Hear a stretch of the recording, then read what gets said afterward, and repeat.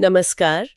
आज हम artificial intelligence यानी एआई की दुनिया में थोड़ी गहराई से बात करेंगे। बिल्कुल। हमारे पास एक सामग्री है, कृत्रिम बुद्धिमत्ता, विकास, उपयोग और चुनौतियां। तो कोशिश रहेगी कि इसमें से जो ज़रूरी बातें हैं उन्हें समझें। हाँ, मतलब इसका मकसद है कि एआई के जो मुख्य पहलू हैं उसका सफ़र कैसा रहा, कहाँ-कहाँ इस्तेमाल हो रहा है। और हाँ, जो बड़े सवाल जुड़े हैं इससे उन पे भी बात करें, जैसा इस सामग्री में दिया गया है। सही। तो शुरू करते हैं बिल्कुल बेसिक से। आखिर ये एआई है क्या चीज़? बहुत सीधे शब्दों में कहें तो मतलब ये मशीनों को इंसानों जैसा सोचने या सीखने की काबिलियत देने वाली तकनीक है। हाँ, बिल्कुल। और जैसा स्रोत भी कहता है, ये अब कोई दूर की कौड़ी नहीं रही है ना, ये हमारी जिंदगी का हिस्सा बन गई है। सही कहा। अच्छा, इसकी कहानी तो काफी पुरानी है, शायद 1950 से। हाँ, स्रोत बताता है कि एलन ट्यूरिंग जैसे जो शुरुआती विचारक थे और उन्होंने ये सवाल उठाया था कि क्या मशीनें सोच सकती हैं, और वहीं से एक तरह से इसकी नींव पड़ी। अच्छा। और स्रोत ये भी जिक्र करता है कि शुरू में धीमी गति थी, पर जैसे जैसे कंप्यूटर पावर बढ़ी और डेटा मिलने लगा। हाँ, और ढेर सारा डेटा उपलब्ध हुआ तो एआई का विकास बहुत तेजी से हुआ। खासकर पिछले कुछ दशकों में तो कमाली हो गया। हाँ, और इस तेजी के पीछे वो खास तकनीकें हैं जिनका जिक्र स्रोत में है।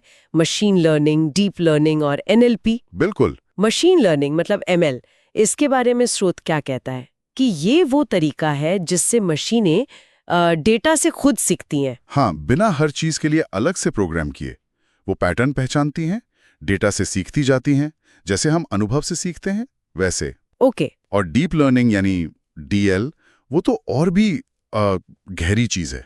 स्रोत कहता है कि ये इंसानी दिमाग के न्यूरल नेटवर्क जैसा है। अच्छा। इसी वजह से मशीनें बहुत जटिल चीजें जैसे तस्वीरें या आवाज इनको समझ पाती हैं। सोचिए, सेल्फ ड्राइविंग कारें इसी से तो देखती हैं। कमाल है। और फिर है एनएलपी, नेचुरल लैंग्वेज प्रोसेसिंग। स्रोत इसे इंसानी भाषा और कंप्यूटर के बीच का पुल कहता है। मतलब इसी से हम एलेक्सा या गूगल से बात कर पाते हैं। हाँ, या चैटबॉट हमारी बात समझ लेते हैं। ये सब एनएलपी का ही कमाल है। तो ये सारी तकनीकें मिलके एआई को इतना ताकतवर बना रही हैं। बिल्कुल। और स्रोत में कई दिलचस्प उदाहरण भी दिए हैं, जैसे हेल्थ केयर में। हाँ, बताइए। ये सिर्फ बीमारियों की पहचान में मदद नहीं कर रहा, बल्कि लेख कहता है कि कई बार ये डॉक्टरों से भी पहले बारीक पैटर्न पकड़ लेता है, खासकर मेडिकल इमेज में। अरे वाह, ये तो बहुत बड़ी बात है। और शिक्षा में भी स्रोत बताता है कि एआई हर छात्र के हिसाब से अलग-अलग लेसन प्लान बना सकता है, मतलब पर्सनलाइज्ड लर्निंग, जो कि पारंपरिक क्लासरूम से तो काफी अलग है। बिल्कुल। और रोजमर्रा की जिंदगी में देखिए, ई कॉमर्स में सिर्फ चैटबॉट नहीं, वो सुझाव जो आते हैं। हाँ, वो एल्गोरिदम जो हमारी पसंद नापसंद को इतनी बारीकी से समझ लेते हैं कि हमें वही दिखाते हैं जो हम शायद खरीद लें। सही कहा। फैक्ट्रियों में ऑटोमेशन बढ़ गया है। हाँ, स्रोत में इसके आंकड़े भी दिए हैं कि कैसे उत्पादन क्षमता बढ़ी है। और टेस्ला जैसी कंपनियों की सेल्फ ड्राइविंग कारें, वो तो खैर हैं ही। बिल्कुल। लेकिन यहीं से वो दूसरा पहलू भी शुरू होता है ना, चुनौतियां। हाँ, चुनौतियां। स्रोत इस पर भी काफी ध्यान देता है। सबसे बड़ी चिंता जो बताई गई है वो है नौकरियों पर असर, ऑटोमेशन की वजह से। खास तौर पर वो काम जो बार बार दोहराए जाते हैं। हाँ, बिल्कुल। स्रोत कुछ उद्योगों का नाम भी लेता है जहां ये खतरा ज्यादा है। और फिर वो नैतिकता वाला सवाल कि अगर एआई गलती करे तो जिम्मेदार कौन?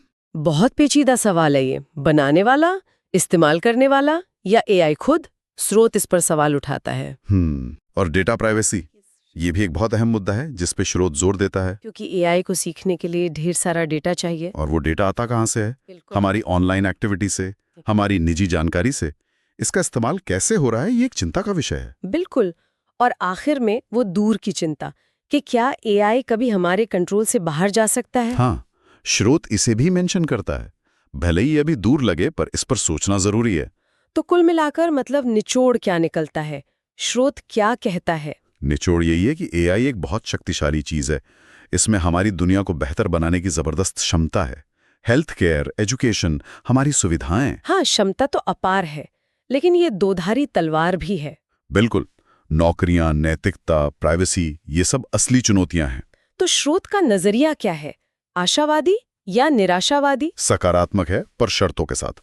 वो कहता है कि अगर हम इसे समझदारी से, सही नियमों और नैतिक गाइडलाइंस के साथ आगे बढ़ाएं तो ये मानवता के लिए वाकई फायदेमंद हो सकता है। हाँ, बिल्कुल। सब कुछ इस पर निर्भर करता है कि हम इसे दिशा कैसे देते हैं।